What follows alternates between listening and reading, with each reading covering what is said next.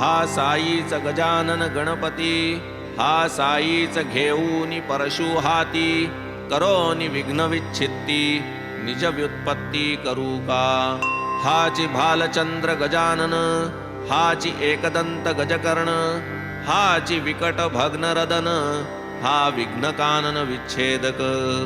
हे सर्व मंगल मांगल्या, लंबोदरा गणराया, अभेद रूपा साई सदया, निज सुख निलया नेईगा.